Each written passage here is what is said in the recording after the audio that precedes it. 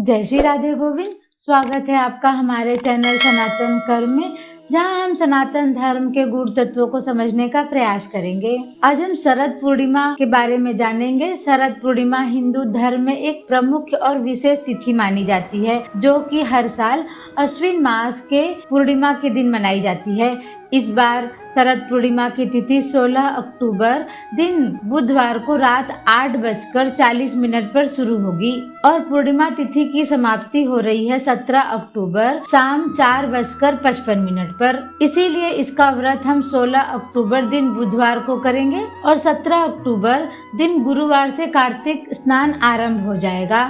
इस दिन को विशेष रूप से धार्मिक और आध्यात्मिक महत्व प्राप्त है। इसे कोजागिरी पूर्णिमा, कौमुदी व्रत, रास पूर्णिमा और कुमार पूर्णिमा जैसे विभिन्न नामों से जाना जाता है। शरद पूर्णिमा को चंद्रमा का विशेष दिन माना जाता है और इसे ऋतु परिवर्तन, शीतलता और समृद्धि का प्रतीक भी माना जाता है।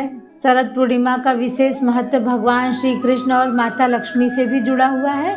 इस दिन को श्री कृष्ण द्वारा गोपियों के साथ रासलीला की रात के रूप में भी देखा जाता है, जो उनके जीवन का एक महत्वपूर्ण और पवित्र प्रसंग है।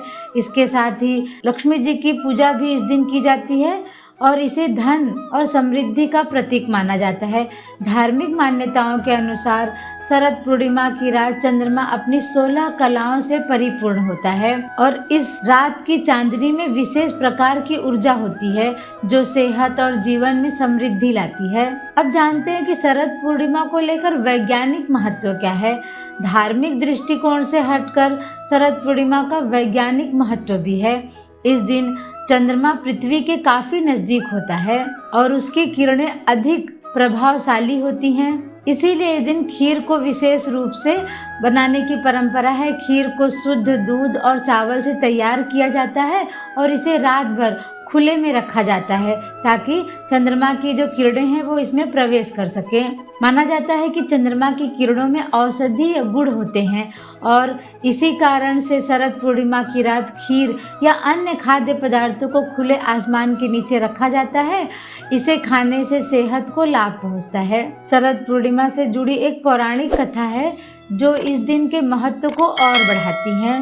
भगवान श्री कृष्ण और गोपियों की रासलीला। मान्यता है कि इसी दिन भगवान कृष्ण ने वृंदावन में गोपियों के साथ रासलीला की थी। यह रासलीला प्रेम, भक्ति और आध्यात्मिक आनंद का प्रतीक है। इस अवसर पर गोपियों और भगवान कृष्ण का मिलन अत्यंत पवित्र और दिव्य माना जाता है। इस रात्रि को भगवान कृष्ण और गोपियों ने रास किया, जिसमें भक्ति और प्रेम की अद्वितीय छवि देखने को मिलती है। इसी घटना के कारण शरद पूर्णिमा को रास पूर्णिमा भी कहा जाता है। इसी दिन हमारे बांके बिहारी जी सफेद वस्त्र में दर्शन देते हैं और साल में एक ही बार मुरली धारण करते हैं। आइए अब समझते हैं शरद पूर्णिमा की पूजा विधि। शरद पूर्णिमा के दिन लोग सुबह ब्रह्म मुहूर्त में स्नान करते हैं और व्रत रखते हैं और माँ लक्ष्मी, भगवान विष्णु और चंद्र देव की पूजा करते हैं। पूजा में खीर, फल, फूल, धूप, दीप आदि का उपयोग किया जाता है। इस दिन रात में चंद्रमा को अर्घ देने का विधान है। पूजा के बाद खीर को चंद्रमा की किरणों में रात भर के लिए रख दिया जाता है और फिर इसे प्रसाद के रूप में ग्रहण किया जाता है। अब पूजा विधि जान लेते हैं। देखिए, सबसे पहले आप साफ सुथरे स्थान पर चौकी रखकर उसके ऊपर लाल कपड़ा बिछाएंगे और माता लक्ष्मी, भगवान विष्णु की मूर्ति या फोटो स्थापित करेंगे। फिर दीप जलाकर पूजा आरंभ की जाती है। गाय के घी का उपयोग किया जाता है। माता लक्ष्मी को प्रसन्न करने के लिए श्रद्धालु रात भर जागकर उनकी पूजा करते हैं और वहीं वृंदावन और मथुरा में इस दिन का विशेष महत्व है, क्योंकि यह भगवान कृष्ण से जुड़ा हुआ है। वहाँ इस दिन भव्य आयोजन होते हैं और रासलीला का मंचन किया जाता है।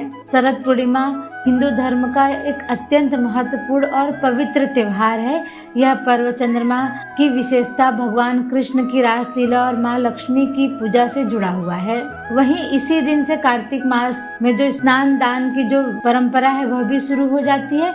कार्तिक मास में ब्रह्म मुहूर्त में तारों की छांव के नीचे स्नान करने का विधान है। वह भी शरद पूर्णिमा के साथ ही शुरू हो जाता है और कार्तिक पूर्णिमा तक चलता है। इस बार कार्तिक स्नान 17 अक्टूबर दिन गुरुवार से शुरू किया जाएगा। कार्तिक मास में कार्तिक महात्म्य और कार्तिक की कहानियाँ सुनने का भी विधान है। हमारे चैनल पर आपको कार्तिक महात्म्य और कार्तिक की कहानियाँ और कार्तिक से जुड़े कार्तिक में दीपदान कैसे करें, कार्तिक में क्या करें क्या ना करें, कौन से नियम आप ले सकते हैं, इन सभी की जानकारी हमारे चैनल पर आपको मिलेगी। आशा करती हूँ आपको ये वीडियो पसंद आई होगी। अगर पसंद आई हो तो लाइक और सब्सक्राइब करना ना भूलें। जय श्री राधे गोविंद। इस ज्ञान और भक्ति को और लोगों तक पहुंचाने के लिए इस वीडियो को ज़्यादा से ज़्यादा शेयर करें, अपनी आध्यात्मिक यात्रा शुरू करें। मिलते हैं अगले वीडियो में। धन्यवाद।